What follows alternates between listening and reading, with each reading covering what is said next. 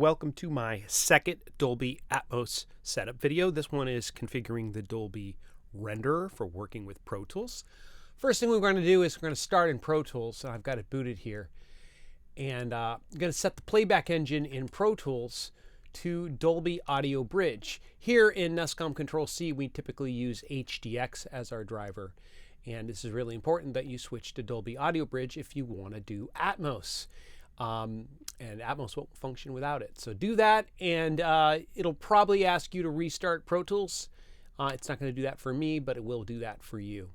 Once you got that going, go over and open Dolby Atmos Renderer. I've put the app here down in the dock, which I recommend you do as well, and open up the renderer. And this is the program that Pro Tools is going to send all the audio to. And you're going to want to configure some of the preferences for this, and which is what this video is all about. Go up here to Preferences, and let's just go through them. The audio driver here at NESCOM is going to be Core Audio, and there's no choices that, so there's no issue there. Your input device needs to be set to Dolby Audio Bridge. That's what Pro Tools is feeding the audio to, and I just configured in Pro Tools. The output device needs to be set to Pro Tools HDX, at least here in this room it does, Control-C. And if you can't see HDX as an option, that's probably because you didn't set up Pro Tools to be Dolby Audio Bridge. If Pro Tools is booted in the background and set to HDX, Dolby Renderer won't be able to see it here. So that's what you got to do.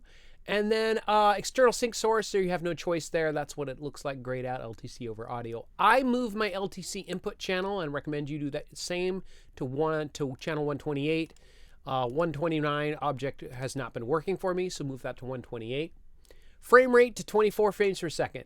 Sample rate to 48 kilohertz. Yes, the bridge can do 96K, but please don't do that. All of our projects here will be at 48K. Headphone speaker delay, no opinion on that yet. I might change that in later. Spatial audio coding, leave it on. 16 elements. Definitely want to leave speaker-based management frequency to off. Headphone renderer mode, you may tweak this later as you get more sophisticated with Atmos, but at the moment leave it to binaural. Output limiting, please leave that on. Output, speaker should be on, headphone should be on, headphone only mode should be off. We are not going to configure any routing in this particular video. I have another video for that, for the renderers. The re-renders, you can leave it on, but we'll configure them in another video. And please leave loudness on.